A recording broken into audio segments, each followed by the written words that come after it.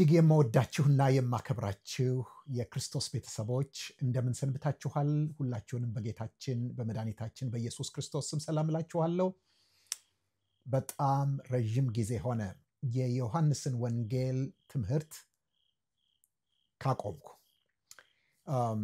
ብዙዎች በተለያየ መንገድ ስትጠይቁኝ ቆይታችኋል። ነገር ግን ያቆምኩት በሌላ ምክንያት ሳይሆን በየከተማው በተለያዩ ቦታዎች በተለይ ደግሞ በአሜሪካና በካናዳ ከማገለግላቸው አገልግሎቶች ባሻገር ማለትም ለምሳሌ ከጁላይ ከሐምሌ አጋማሽ ጀምሮ እስካለፈው ሳምንት ድረስ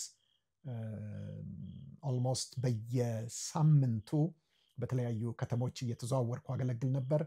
ከሱ ባሻገር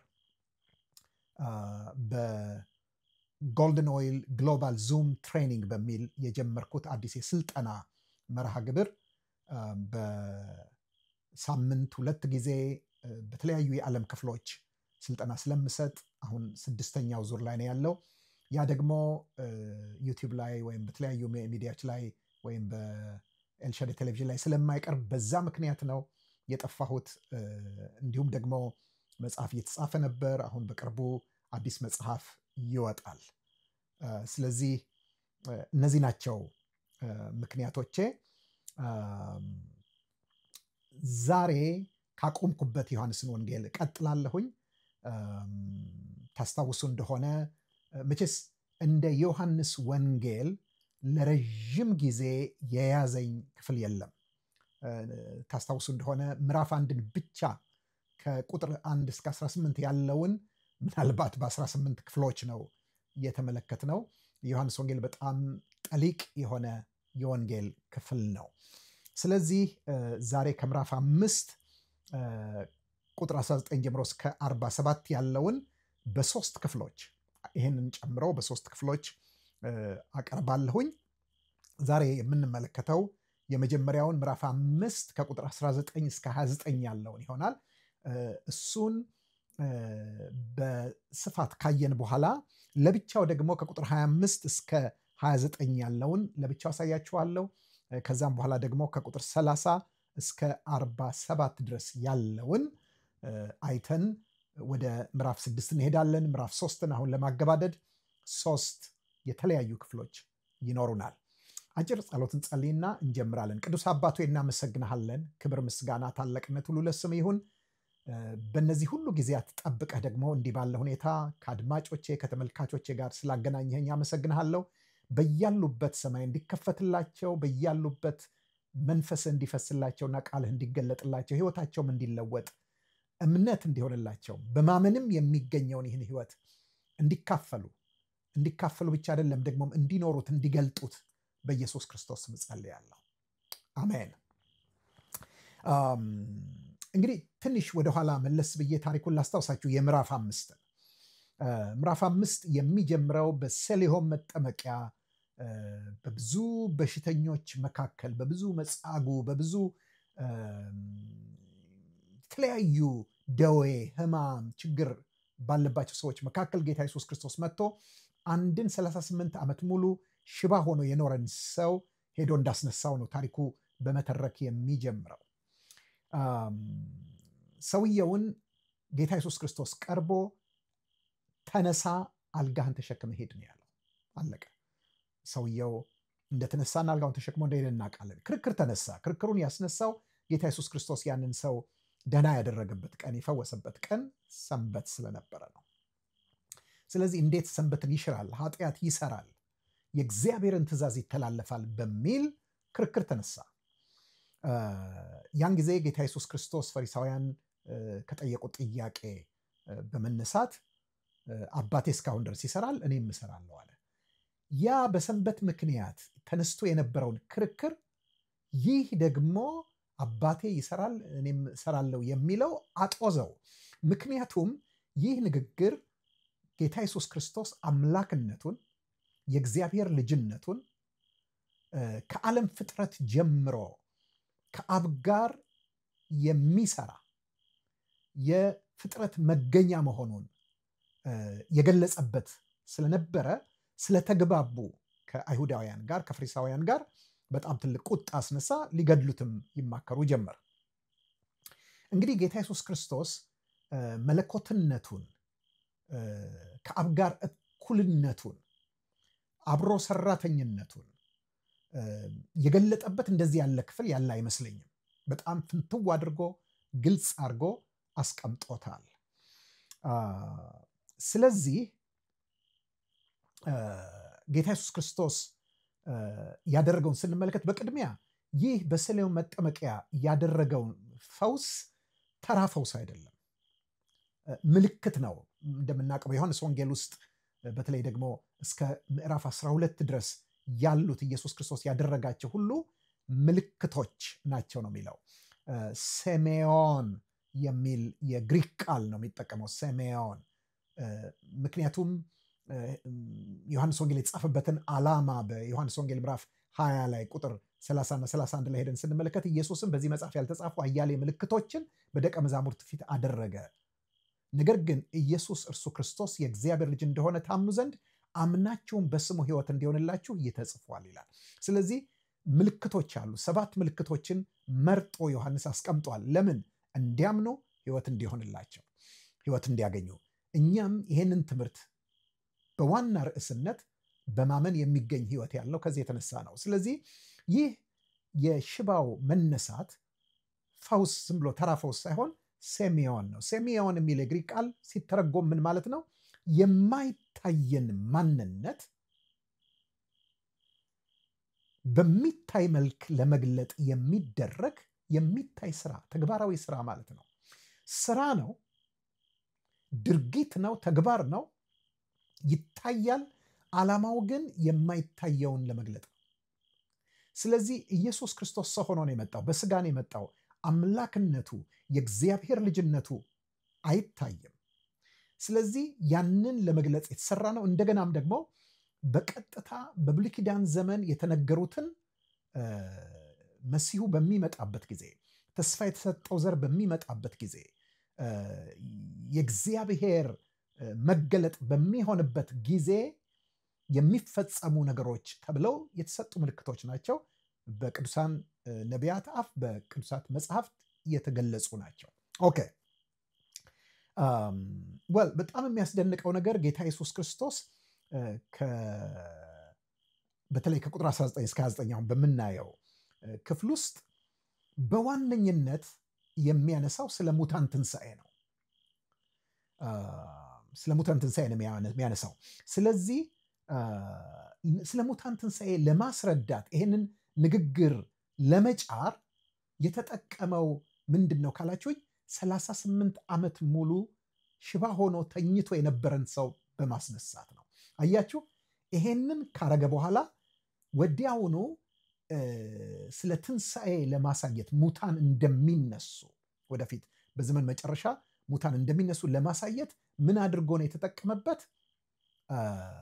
ዋና ምክንያት አድርጎ ነው የተጠቀመበት። መነሻ ስፕሪንግ ቦርድ ሲያደርገው እናያለን። ስለዚህ ይሄንን በሚያደርግበት ጊዜ አባቴ እስካሁን ይሰራል እኔም እሰራለሁ ብሎ ሲላቸው ቀጥታ የወሰዳቸው ወደ ዘፍጥረት ነው። እንደምታውቁት ዘፍጥረት ምዕራፍ 2 በተለይ 1 እና 2 ላይ እግዚአብሔር 6 ቀን እንደሰራ በሰባተኛው ቀን እንዳረፈ እናያለን።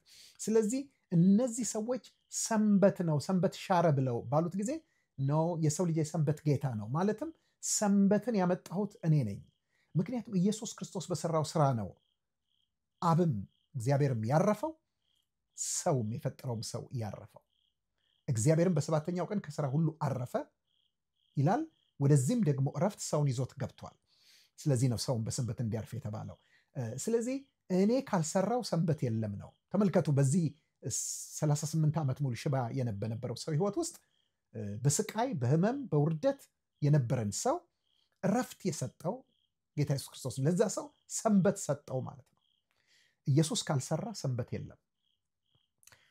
ሰንበት እረፍት ነው። የሰው ልጅ እረፍት ነው። ሰው እንዲያርፍ ነው። ነገር ግን ኢየሱስ ክርስቶስ ካልሰራ ሰው ሊያርፍ አይችልም። አሁንም ጌታ ኢየሱስ ክርስቶስ ስለ ትንሣኤ ነው የሚናገረው በዚህ ሰው ተነስቶ ማለት ነው።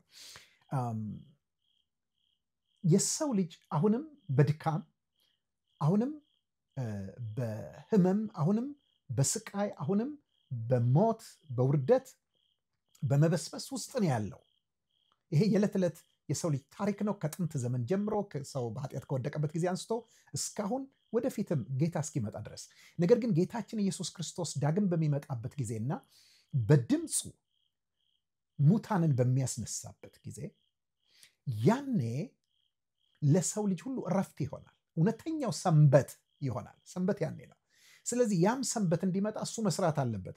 ስለዚህ እንዴት ለምን በሰንበት ሰራ ትሉኛላችሁ? እኔ ካልሰራው ሰንበት የለም እያላቸው ነው። ስለዚህ ወደፊት የሚመጣው ሰንበት ለኛ የተጠበቀልን ለኛ የቀረልን ሰንበት ዕብራውያን ምዕራፍ 4 ላይ እንደሚለው በጌታ በኢየሱስ ክርስቶስ ዳግም መምጣት በትእዛዙ ቃል የሚሆነው በድምፁ የሚሆነው የሙታን ትንሣኤ ነው። ኦኬ እንግዲህ ይሄ ክፍል አሁን ያልኳችሁ ከቁጥር 19 ምዕራፍ 5 እስከ 29 ድረስ ያለው ኢየሱስ ክርስቶስ በተለያየ መንገድ መለኮታዊነቱን አምላክነቱን የገለጠበት ነው። ለምሳሌ አንደኛውን ብንመለከት መለኮታዊ ስራ ነው እንደ ማስረጃ አድርጎ ያቀረበው። ቁጥር 19 ላይ ታገኙታላችሁ። ስለዚህ ኢየሱስ መለሰ እንዲህም አላቸው፣ እውነት እላችኋለሁ አብ ሲያደርግ ያየውን ነው እንጂ ወልድ ከራሱ ሊያደርግ ምንም አይችልም። ያ የሚያደርገውን ሁሉ ወልድ ደግሞ ይህን እንዲሁ ያደርጋልና። ይሄ ከአብ ጋር አብሬ ሰራተኛ ነኝ የሚለው ሰራተኝነቱን የፍጥረትን ስራ የድህነትን ስራ የሚሰራ መሆኑን መግለጹ ይሄ ስራ ማንም ሊሰራው የማይችል መለኮት ብቻ የሚከውነው ስራ መሆኑን ያሳያል። ስለዚህ ኢየሱስ ክርስቶስ እንደ አንድ ማስረጃ የአምላክነቱ ማስረጃ አድርጎ ተመልከቱ። እነሱ ራስህን ከእግዚአብሔር ጋር አስተካክሏል ብለው በተቆጡ ጊዜ ኖ ኖ ኖ ኖ እንደሱ ማለት አይደለም ብሎ አላስተባበለም። ምንድን ነው ያደረገው ካላችሁኝ፣ ልክ ነው፣ እውነት ነው፣ እንዲያውም ልጨምርላችሁ ብሎ ይህንን ሲያሳያቸው እናያለን። ስለዚህ የመጀመሪያው መለኮታዊ ስራ ነው። ይህንን ስራ በምንመለከትበት ጊዜ አብ የሚሰራውን ደግሞ በመስራት ድግግሞሽ አይደለም የሚያደርገው። ቃሉ ትንሽ እንደዛ ይመስላል። አብ ሲያደርግ ያየውን ነው እንጂ ወልድ ከራሱ ሊያደርግ ምንም አይችልም ሲል ምንድን ነው አብ የሚያደርገው? የአብ ድርሻ በስላሴ ውስጥ የአብ ድርሻ በመለኮት ውስጥ ማቀድ ነው፣ መፍቀድ ነው፣ መምከር ነው። ይሄ ሐሳብ በሱ ዘንድ ነው ያለው። ምንም ነገር ከመደረጉ በፊት ካለመኖር ወደ መኖር ከመምጣቱ ከመሰራቱ በፊት በአብ እቅድ ውስጥ ያለ ነው። ስለዚህ የወልድ መለኮታዊ ድርሻ ያንን የአብን እቅድ፣ የአብን ምክር፣ የአብን ሐሳብ፣ የአብን ፈቃድ በመረዳት በማጤን በማወቅ በመገንዘብ ልክ እንዲሁ አድርጎ በልቡ እንዳለ አድርጎ መስራት ነው። ይሄ ነው የሱ ድርሻ። ስለዚህ አብረው ነው የሚሰሩት። ይሄ ድርሻ ደግሞ መለኮታዊ ድርሻ ነው። ስለዚህ አብ የሚያደርገውን ሲል አብ በሐሳብ የሚያደርገውን፣ በልቡ የሚያደርገውን፣ በፈቃዱ የሚያደርገውን፣ በምክሩ የሚያደርገውን ያንን እንዲሁ ኢየሱስ ክርስቶስ ያደርገዋል። ዘፍጥረት ምዕራፍ 1 ስንመለከት የምናገኝ ይሄንን ነው። እግዚአብሔርም እንዲህ እንዲህ እንዲህ ይሁን አለ ሲል የአብን ፈቃድ ነው የምናየው። ከዛ በኋላ ግን ወልድ ያንን ልክ በአብ ልብ ውስጥ እንዳለ ሲያደርገው ዘፍጥረት ምዕራፍ 1 ይለናል፣ እንዲሁም ሆነ ይለናል።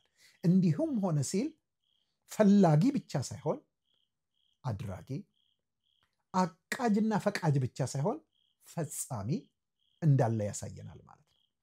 ጌታ ኢየሱስ ክርስቶስ የአብን በአብ ጥልቅ ውስጥ ያለውን በውስጡ ያለውን በልቡ ያለውን ፈቃዱን የሚያውቀው የሚረዳው በመንፈስ ቅዱስ አማካይነት ነው። እንዲሁም ደግሞ የሚከውነውና የሚያደርገው በመንፈስ ቅዱስ ኃይል ነው። መጨረሻም ላይ ለዛ ለተሰራው ነገር ህይወት የሚሰጠው መንፈስ ቅዱስ ነው። ይሄ ነው እንግዲህ የእግዚአብሔር መለኮታዊ ስራ በፍጥረትም በድነትም በዘላለም ውስጥ።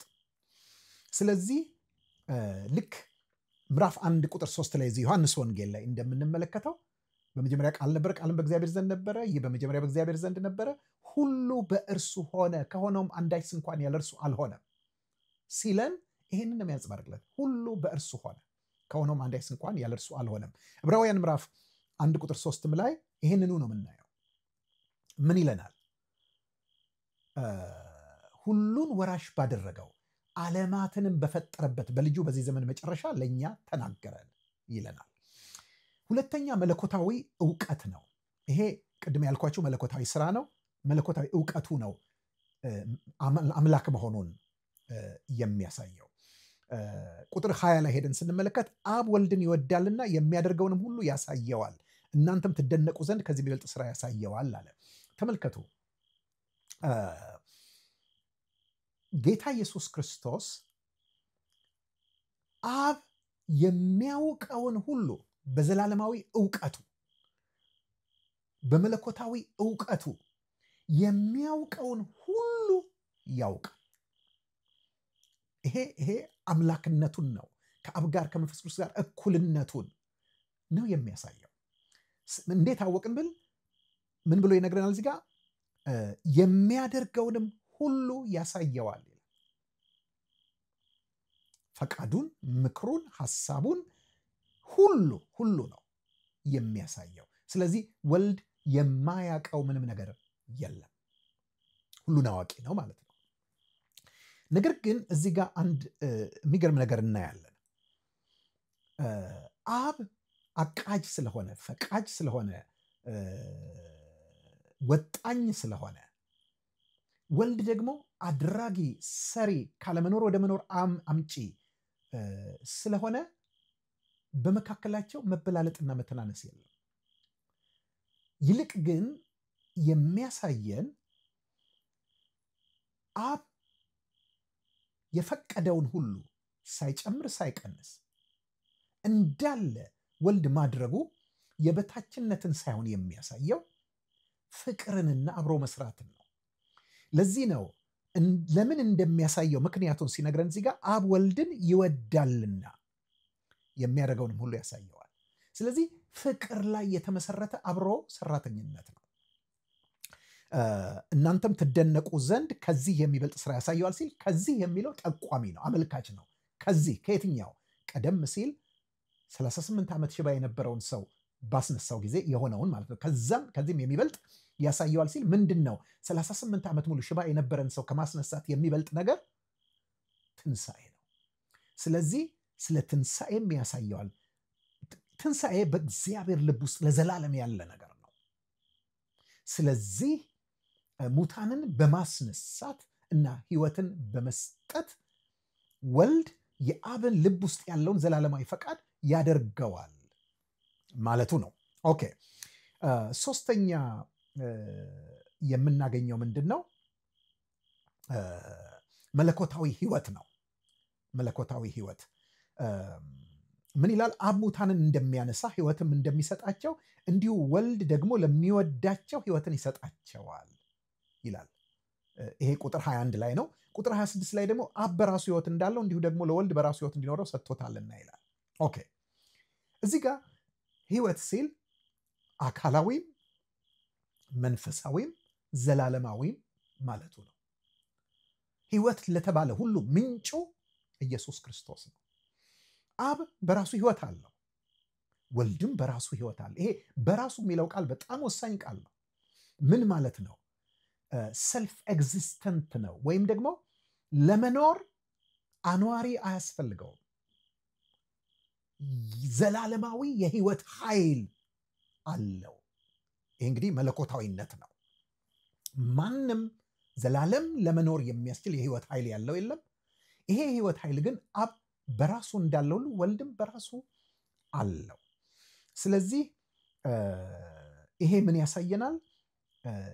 ጌታ ኢየሱስ ክርስቶስ ልክ በሐዋርያ ሥራ ላይ የሕይወትን ራስ ሰቅላችሁ ገደላችሁት ተብሎ እንጻፈ። የሕይወት ራስ ብሎ ሉቃስ ሐዋርያ ሥራ ላይ እንደሚጠራው ልክ እንደዚሁ የህይወት ራስነቱን ነው የሚያሳየው፣ የህይወት ምንጭነቱን ነው የሚያሳየው። ስለዚህ ምንድነው ከዚህ የምንመለከተው? ህይወትነቱን ልናውቅ፣ ህይወቱን ልንካፈል፣ ዕለት ዕለት ልንለማመድና ህይወቱን ልንገልጥ ያስፈልገናል ማለት ነው። ሌላው አራተኛው የመለኮትነቱ አስረጅ መለኮታዊ ፍርድ ነው።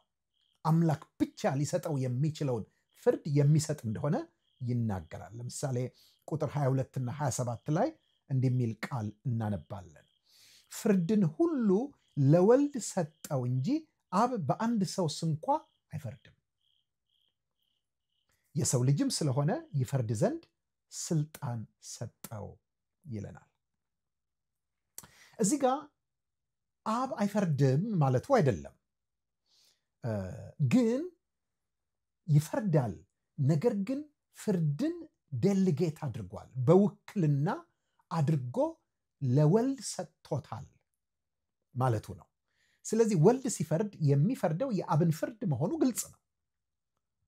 ነገር ግን በቀጥታ ግን ፍርዱን የሚያካሄደው ወልድ ነው፣ ኢየሱስ ክርስቶስ ነው። ይህንን ውክልና ለመላእክትም ለሰው ለማንም አልሰጠም። እግዚአብሔር የሰጠው ለልጁ ለኢየሱስ ክርስቶስ ብቻ ነው። ስለዚህ ኢየሱስ ክርስቶስ በሰውም ላይ ይፈርዳል፣ በመላእክትም ላይ ይፈርዳል። በዚህ አካላዊ ዓለም ላይ ይፈርዳል፣ በማይታየውም ዓለም ላይ በመንፈሳዊ ዓለም ላይ ይፈርዳል።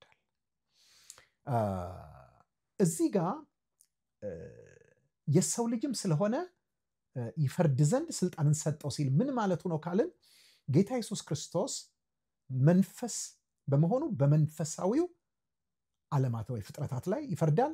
ደግሞ ስጋ ለብሶ ሰው በመሆኑ በሰውም ላይ ይፈርዳል። በሁሉ ላይ ለመፍረዱ ምክንያት የሆነው ሰው የሆነ አምላክ በመሆኑ ነው። እንዲሁም ደግሞ አንድ እዚህ ጋር የምናየው ነገር ጌታ ኢየሱስ ክርስቶስ ፈራጅ ነው። ነገር ግን ከፈራጅነቱ በፊት አዳኝ ሆኖ ነው የመጣው። ለምሳሌ እኛ በስሙ ስላመንን ከፍርድ ወደ ህይወት ተሸጋግረናል። ወደ ፍርድ አንመጣም። ምን ማለት ነው? ፍርዳችንን ኢየሱስ ክርስቶስ ተቀብሏል። ነገር ግን በአለማመንና በኃጢአት ላይ ይፈርድ ዘንድ አለው። ይሄ እንግዲህ በዓለም ላይ ማለት ነው፣ በአማኞች ላይ ሳይሆን፣ ምክንያቱም ለእኛ ፍርዳችንን ወስዶልናል።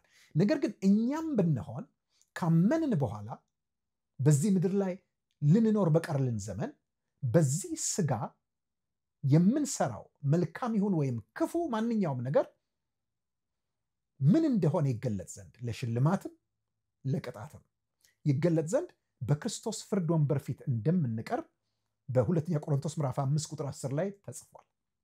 መልካም ወይም ይሁን ክፉ በስጋችን የተደረገውን በብድራት እንቀበል ዘንድ በክርስቶስ ፍርድ ወንበር ፊት ልንገለጥ ይገባናል ይላል ሐዋርያው ጳውሎስ።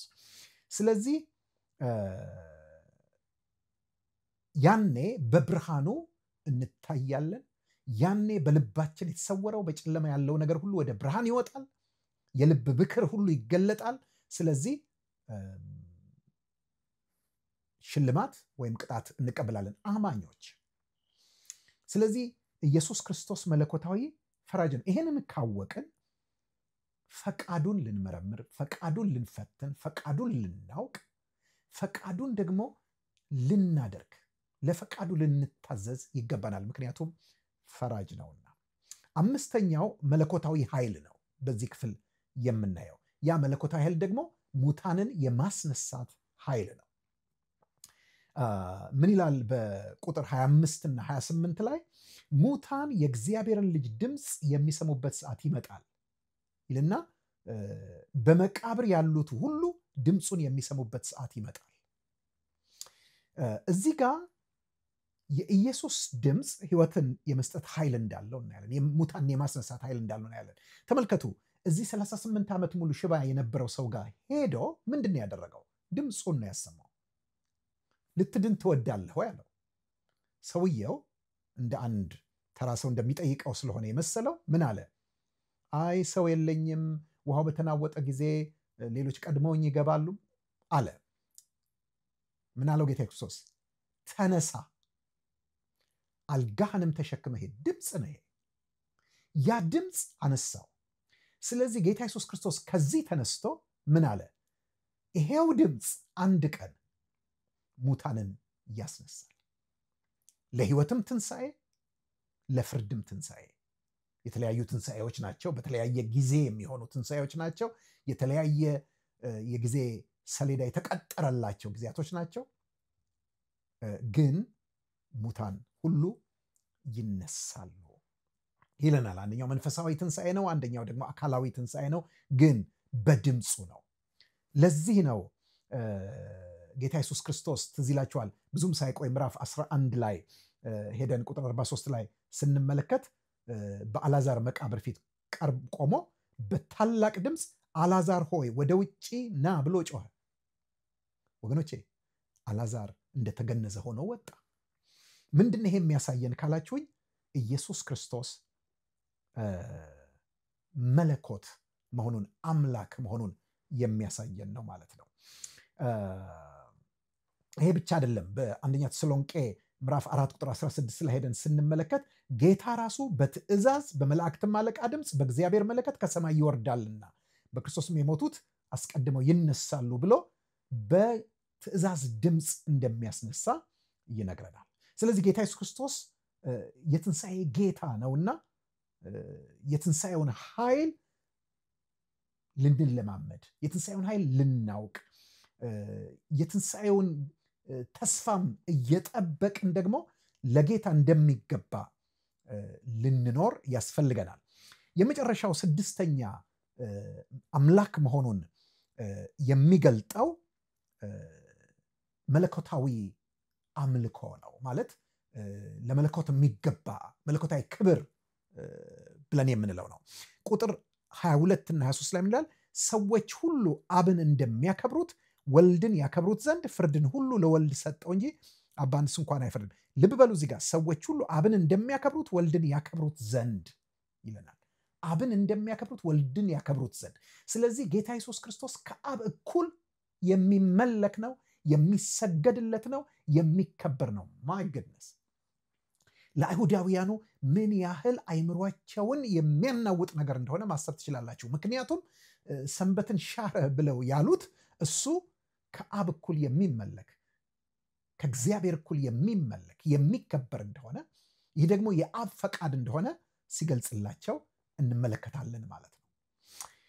እንግዲህ ወገኖቼ ትልቁ ጥያቄ እምነት ማለት የክርስትና እምነት ኢየሱስ ክርስቶስ ማን መሆኑንና የማዳን ስራውን መረዳትና ማወቅ፣ ይሄን ማመን ነው። ይሄን ለሚያምን ሁሉ እግዚአብሔር የክብርን ህይወት፣ የጽድቅን ህይወት፣ የዘላለምን ህይወት በመንፈስ ቅዱስ አማካይነት ተስፋ ሰጥቷል። ስለዚህ ዛሬ ያ ሰው ሆኖ የመጣው ስጋ ለብሶ የመጣው ከድንግል ማርያም የተወለደው በናዝሬት፣ በገሊላ፣ በሰማሪያ፣ በኢየሩሳሌም የተመላለሰው ኢየሱስ ክርስቶስ እርሱ አምላክ መሆኑን ያ ፍጹም ሰው ሆኖ የመጣው ፍጹም አምላክ መሆኑን ልናምን፣ ልንቀበል፣ በዚህም ላይ ልንመሰረት፣ ልንጸና ይገባናል። እነዚህ 6 ማስረጃዎች ተቀምጠውልናል። ይሄንን መቀበል የዘላለምን ህይወት ያስገኛል። አጭር ጸሎት እንድንጸልይ ጠይቃችኋለሁ። በተለይ ደግሞ ከዚህ ቀደም ጌታ ኢየሱስ ክርስቶስን የህይወታችሁ ጌታና መድኃኒት አድርጋችሁ ያልተቀበላችሁ የምስራች እነግራችኋለሁ። አምላክ ሰው ሆኖ መጥቷል። ለሚያምኑትና ለሚቀበሉት ይሄን የማይመስል በሰው ዘንድ የማይመስልን ዜና አምነው ለሚቀበሉ ደግሞ እግዚአብሔር የዘላለም ህይወት፣ የዘላለም ህይወት ማለት የከበረ ህይወት፣ ከፍ ያለ ህይወት፣ ዘላለማዊ ሰማያዊ ህይወት ቃል ገብቷል። ወንድሜ አሁን ይህንን ህይወት ታገኛለህ፣ ይህንን ህይወት ታገኛለሽ። ከኔ ጋር አብረን እንጸልይ። እግዚአብሔር አምላክ ሆይ አመሰግንሃለሁ። እኔ ኃጢአተኛ ነኝ። ስለሰጠኝ እድል አከብርሃለሁ። ዛሬ ኢየሱስ ክርስቶስን ከድንግል ማርያም የተወለደውን በስጋ የመጣውን አዳኜ፣ መድኃኒቴ፣ ጌታዬ አድርጌ እቀበላለሁ። ከኃጢአቴ እጠበኝ፣ አንጻኝ፣ አዲስ ሰው አድርገኝ። በኢየሱስ ክርስቶስ ስም አሜን። ውድ ተመልካቾች ስለነበረን ጊዜ እግዚአብሔር እናመሰግናለሁ። ትምህርቱ ይቀጥላል። እንድትከታተሉ አደራላችኋለሁ። እግዚአብሔር ይባርካችሁ።